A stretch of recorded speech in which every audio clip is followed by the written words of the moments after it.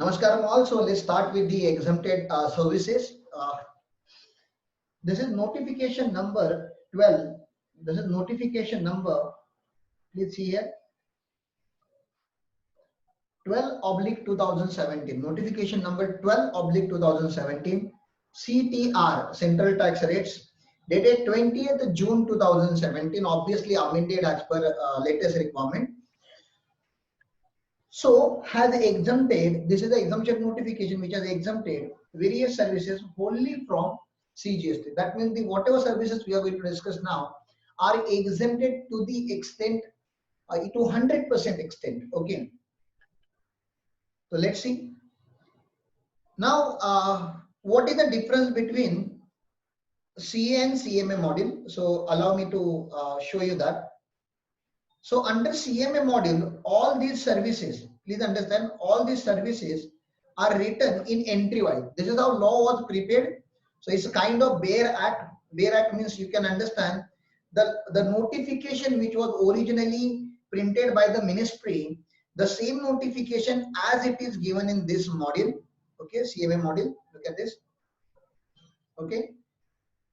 So I'm reading these entries, and whenever I say entry number 1, entry number 5, entry number 38, whatever entries I'm saying, if you are having CMA module in your hand, so these are the entry numbers I'm referring to. Okay. So here you can see it is in a sequential manner: 1, 2, 3, 3A, okay, 4, 5, 6. So all these things are in sequence, and this is how the original notification was. But please, friends, understand what I'm trying to tell you here is this.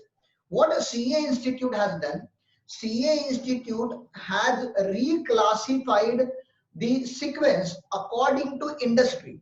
So when we are going to talk about charitable and religious activities, all charitable and religious activities related exemptions, they have summarized here. So they have reduced our work of regrouping the exemption.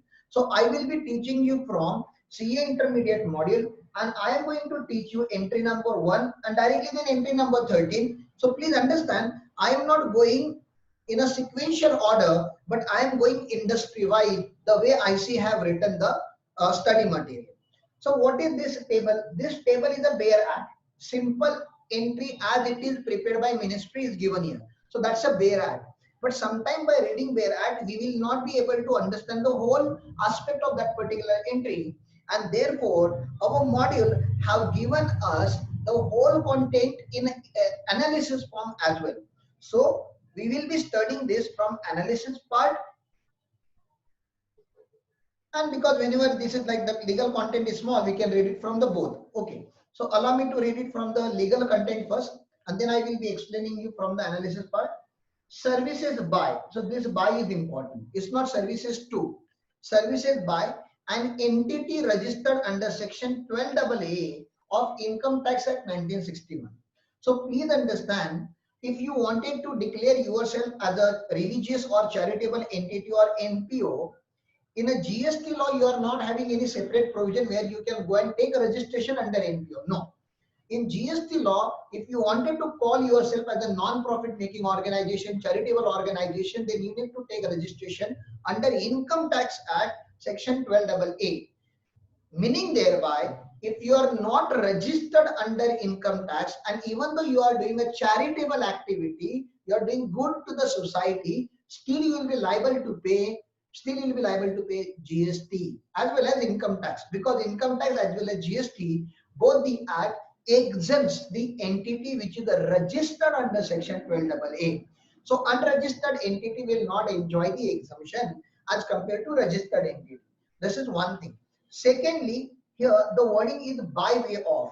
Now if you are writing the notes in your margin column, please write down these two words whenever we are going to discuss this word, by way of. Whatever is written next to by way of is exhaustive in nature. So what do you mean by exhaustive in nature? This particular wording of by way of, it restricts the scope.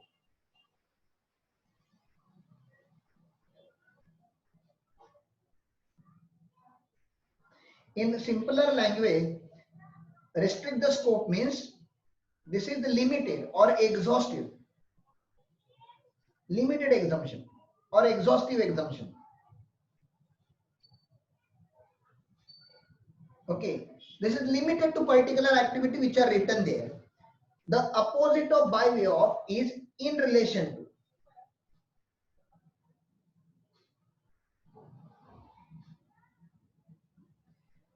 What is the job of in relation to? It widens the scope.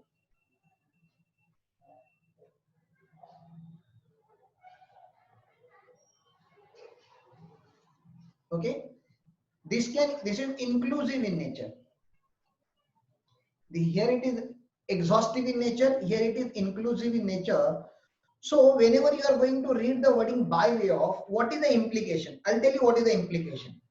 They are saying here by way of, these words by way of, these words, please understand, is restricting the exemption only in respect of charitable activity.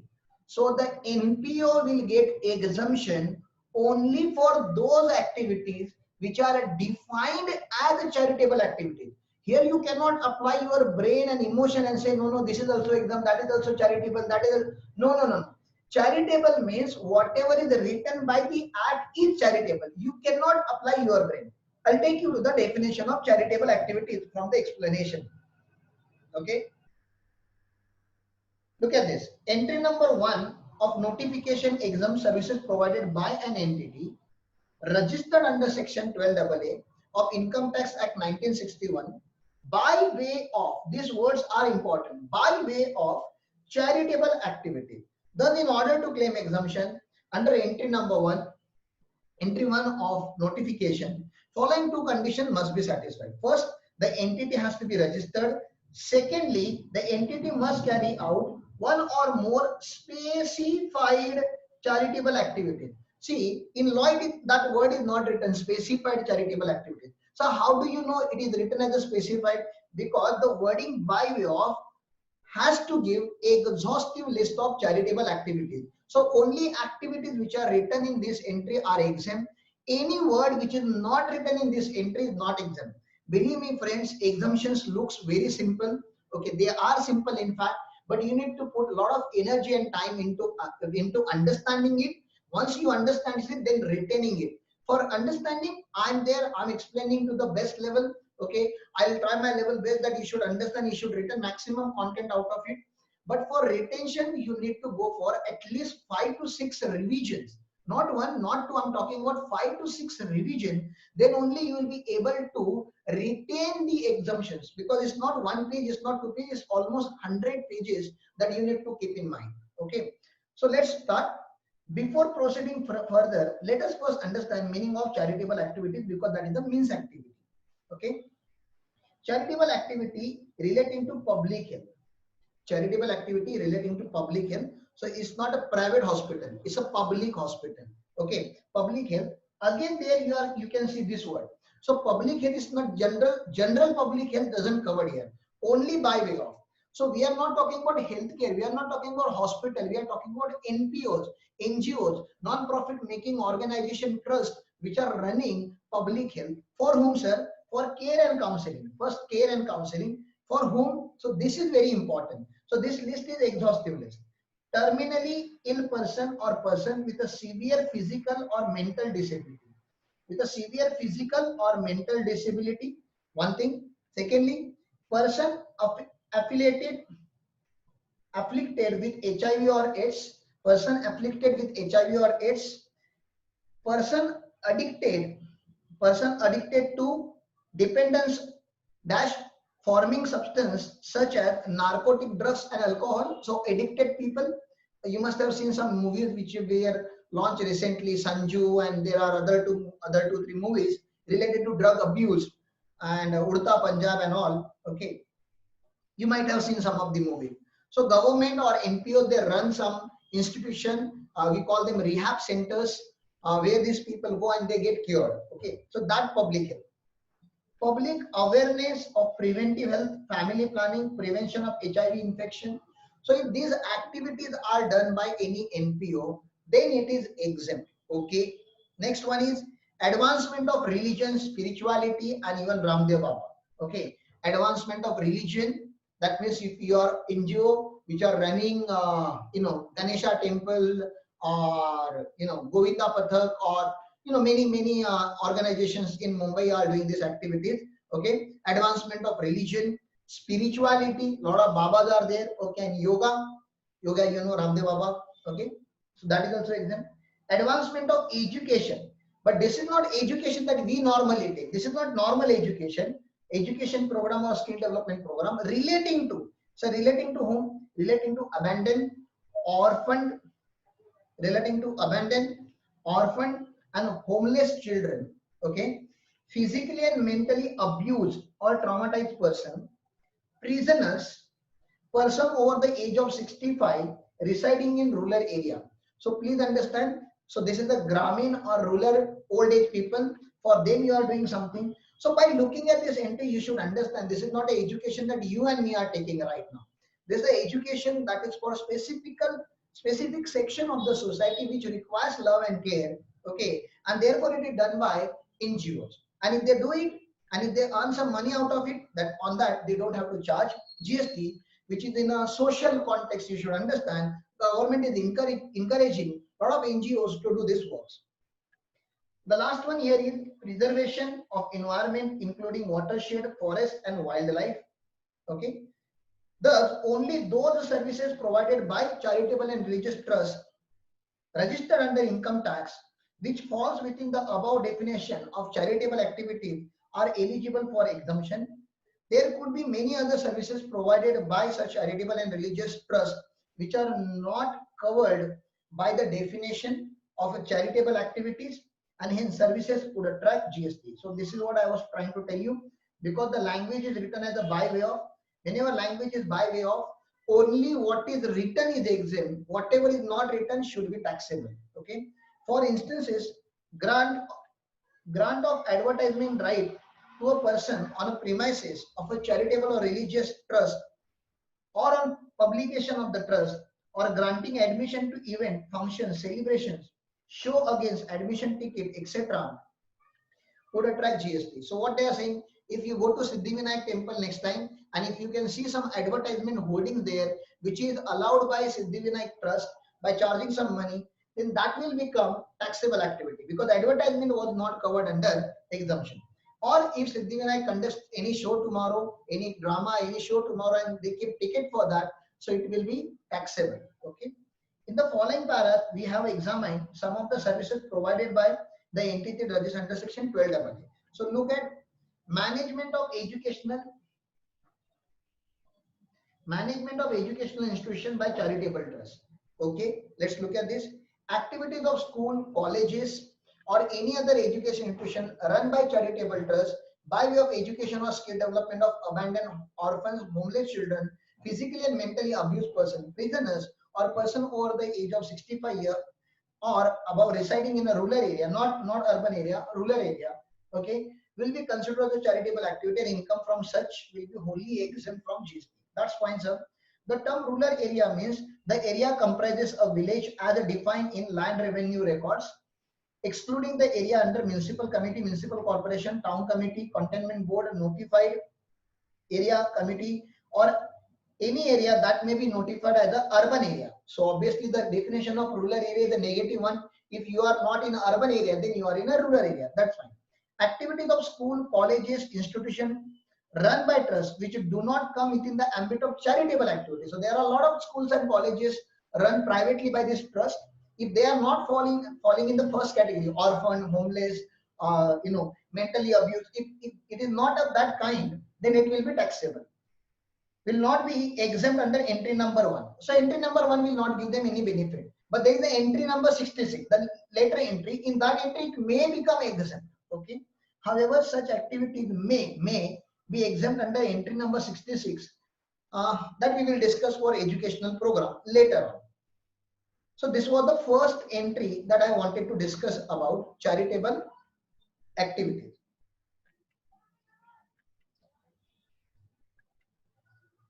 How we have prepared notes for this? These exemptions are for CGST as well as IGST. This is the notification. Okay. Phase 1 of the notification is going on, charitable and religious activities. As I told you, services by entity registered under section 12AA of Income Tax Act by way of is written in double inverted comma charitable activities. And we have defined charitable activity means by way of public health, care counseling of terminally ill person with physical or mental disability, person affected with HIV, addicted, preventive health, okay, advancement of religion, spirituality and yoga, advancement of education program for abandoned, orphaned, physically and mentally abused prisoners, person over the age of 65 in rural area. Okay, sir. Next, preservation of environment, including watershed, forest and wildlife. So these are the charitable activities. That was the entry number 1. Now let's come to entry number 13. First, I will teach you from the legal, then explanation, then handwritten notes, so that I am revising at least 3 times in this lecture, which will help you to retain better. So let's look at this.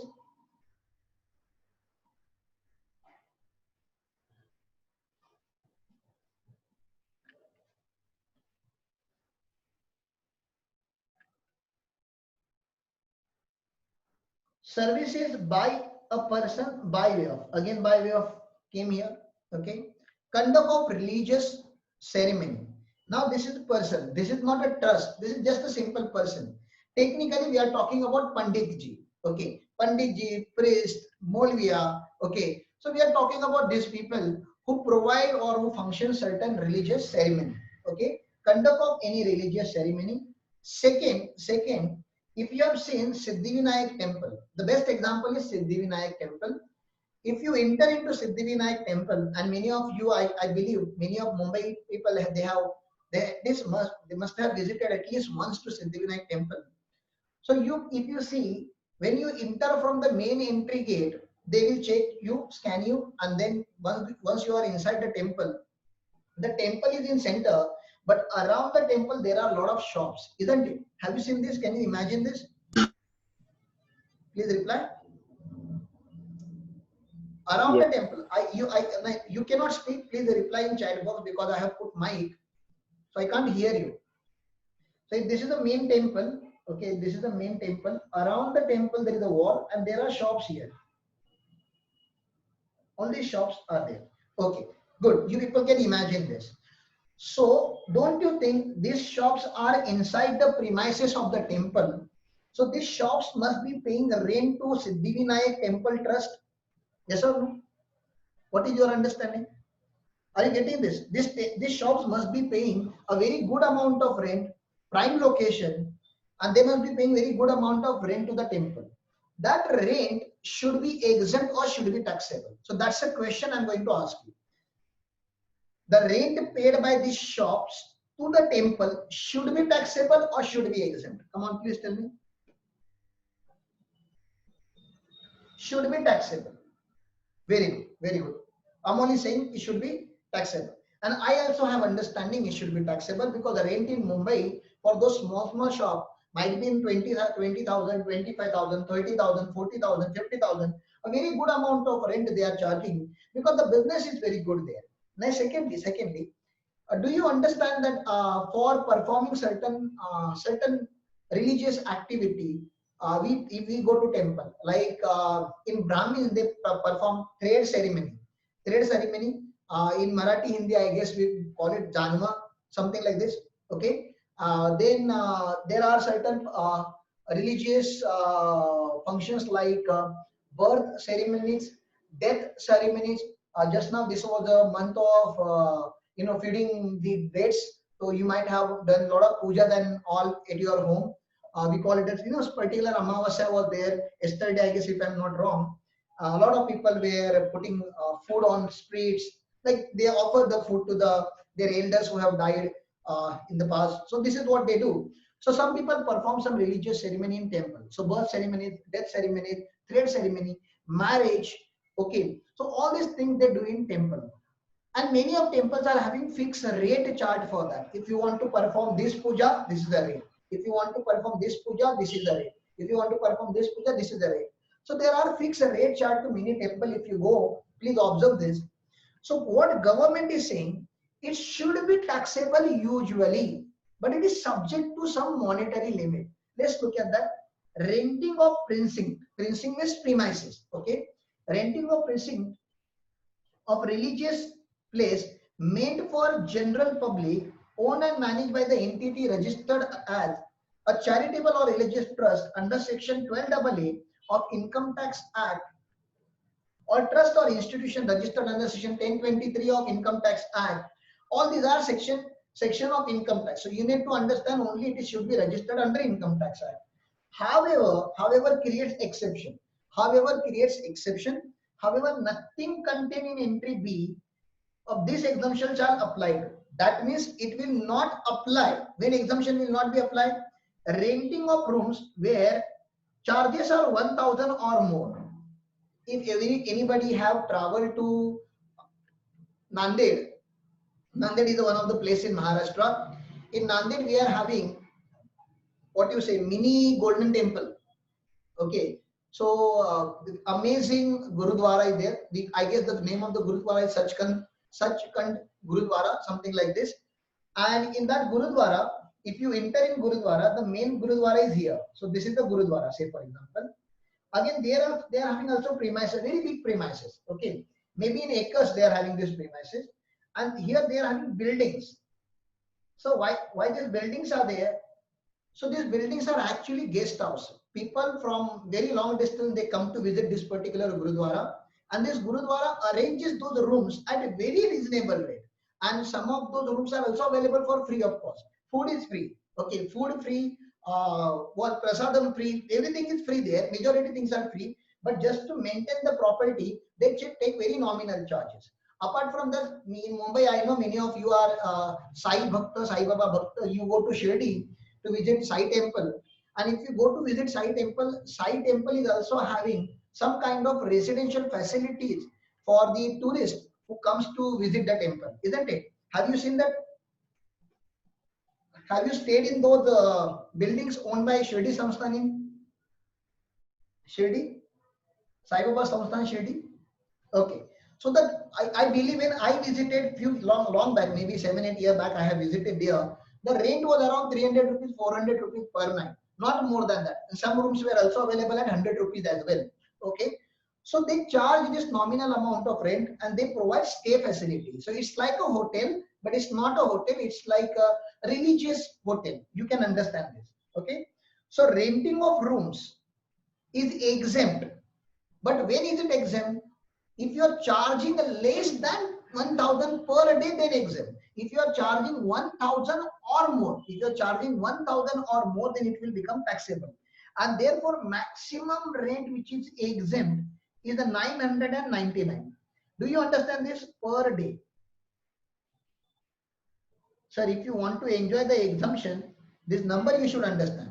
1,000 or more taxable. Rupees 1,000 or more is taxable. So what is exempt? Exempt then if you are charging a rent per day up to 999, then it is exempt. Is it clear? Please tell me. If room rent is up to 999, then exempt. 1,000 or more fully taxable. 1,000 or more fully taxable. Huh? If you charge 1,200 rupees, don't think that 200 rupees is taxable. No. Once you cross this particular limit, nothing contained in this entry shall apply. Nothing contained in this entry shall apply means you are not going to get even a single rupee exemption if you charge rent more than rupees 1,000 or more than that per day. Is it clear?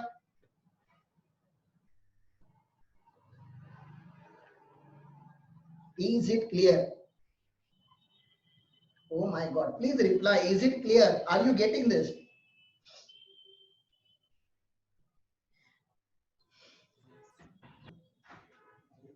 Okay, you're getting this. Second provision, renting of premises, community halls, Kalyana Mandapam. Kalyana Mandapam in South India, we call Kalyana means marriage. Marriage hall, okay? Renting of premises, community hall, Kalyana Mandapam, open area, and like charges were 10,000 or more per day. 10,000 or more per day. 10,000 or more per day means it is exempt. If you are taking marriage hall from any temple, then it is exempt if you are charging 4 times night. 9,999. If you are charging up to this, then exempt. If you are charging 10,000 or more, 10,000 or more, then it is going to become fully taxable. Now you please tell me, do we get hall, marriage hall in any temple or gurudwara or church at the rate of 10,000 per day? Can you please tell me, do you get? In Mumbai, do you get the hall? Whoever is having general knowledge, please tell me, do we get marriage hall at the rate, at this rate less than 10,000?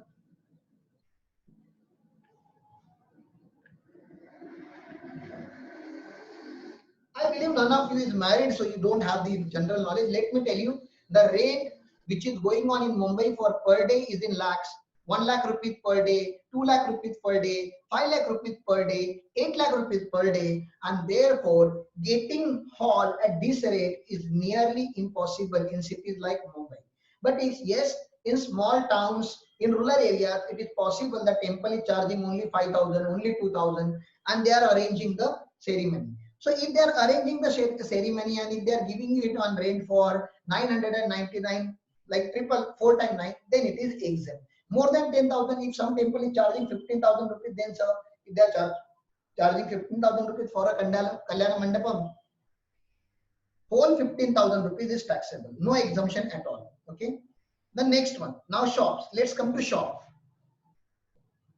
Renting of shops or other space for a business or a commerce, the charges are 10,000 or more. Oh, charges are 10,000 or more, but it is per month. Obviously, the event-based things are happening day-wise, and the shops which will be there for all 12 months. So here the rent is the 12,000, 10,000 or more per month. So what is the exemption here? The exemption is 9,999, but it is per month. So what is the difference between this and Kalyana Mandapam? Kalyana Mandapam is 10,000 or more per day. This is 10,000 or more per month. So this is what you should understand. Services by a specified organization in respect of religious pilgrimage, okay, facilitated by Government of India under bilateral agreement. You might be knowing that many of our Muslim brothers, they wanted to go to Hajj. That's the most sacred place for them, and it's an ultimate blissfulness for them so far as the religious activities are concerned. So what they do is their dream to go to Hajj. Hajj is located in Makkah and Medina, maybe Saudi. Okay, Makkah and Medina. Yes, Vijaya, 10,000 per month is taxable. Yes, it is definitely taxable. Exactly 10,000 per month is fully taxable. Only if it is less than 10,000, exempt. Okay. So what I was saying, Hajj is located in Makkah, Medina, Saudi. So the Indian government and Saudi government both are having bilateral agreement. Bilateral agreement means two countries are having agreement. Bi means two countries are having agreement.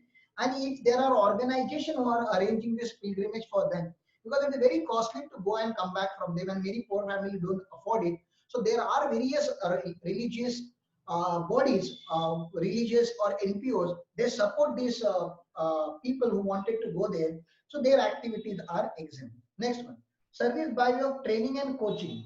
Right now I am coaching you commercially, therefore it is taxable. But if I was a registered 12AA entity, and if I was teaching you recreational activity, not knowledge, recreational activity. So what do you mean by recreational activity? I must be teaching you art, culture, sport, but this is not commercial sport. Again, this is by charitable entity. Then it would have been exempt. So these are the exemptions. Let's look at the balance part from explanation. Majority point we have already discussed, but still one reading has to happen from analysis also. Sometimes we learn more. Hotel accommodation services provided by trust to students do not fall within the ambit of charitable activities above. Okay, so for student it is not falling there. However, accommodation services in hostels, including such provided by trust having below 1,000 rupees per day, is exempt under entry number 14 of the notification. So that we will discuss later on. For hotels, the entry is different. This is not hotel. This is charitable trust, and this is for people who are devotees who are going to their visit temple. Religious yatras is in English it is known as pilgrimage, organized by charitable or religious trust are not exempt. So if you are organizing by charitable, if charitable trust is organizing this, then it is not exempt. Further, service provided of transportation of passenger for a pilgrimage by a charitable trust is not exempt. If you are providing transportation service, if you are running buses, okay, in Uttarakhand you might be running buses from this station to that station and you are charging some nominal amount. That's not exempt. What is exempt? Only such services of religious pilgrimage which are provided by the specified organization in respect of religious pilgrimage facilitated by Government of India, okay, under bilateral agreement are exempt, and they have given two references to those specified. One is for Hindus and one is for Muslim people. Okay, the term specified organization here means Kumaon Mandal Vikas Nigam Limited, KMVN, Government of Uttarakhand undertaking. So this is one organization which is exempted. Hajj Committee of India, or State Hajj Committee, including Joint State Committee. So this is exempt. Only these two entities are exempt. Balance all entities, if they are arranging some kind of yatras and all, then it will become taxable. Hence, entry number 60, the services provided by Hajj Committee and KMVN in relation to religious pilgrimage by Government of India are not liable for GST. They are exempted. Okay. Arranging yoga or meditation camp by charitable trust. Look at this.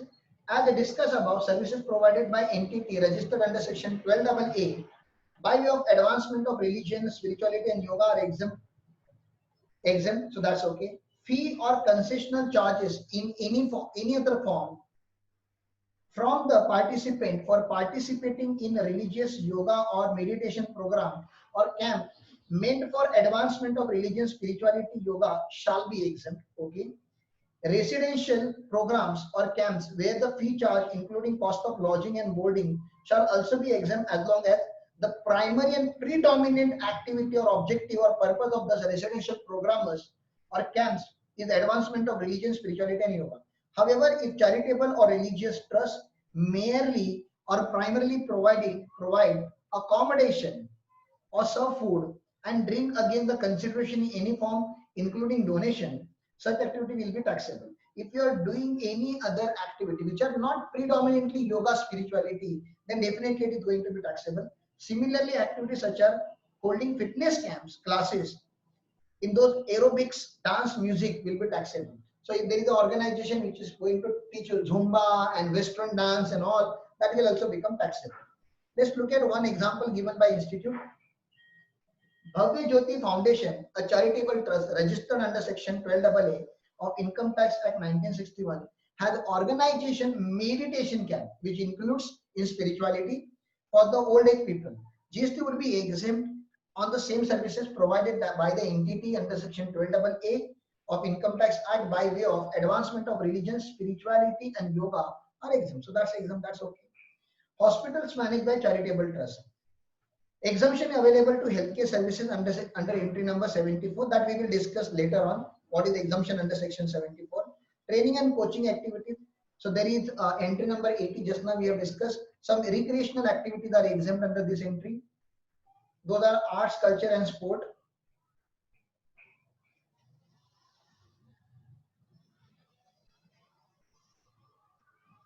GST provided two charitable entity.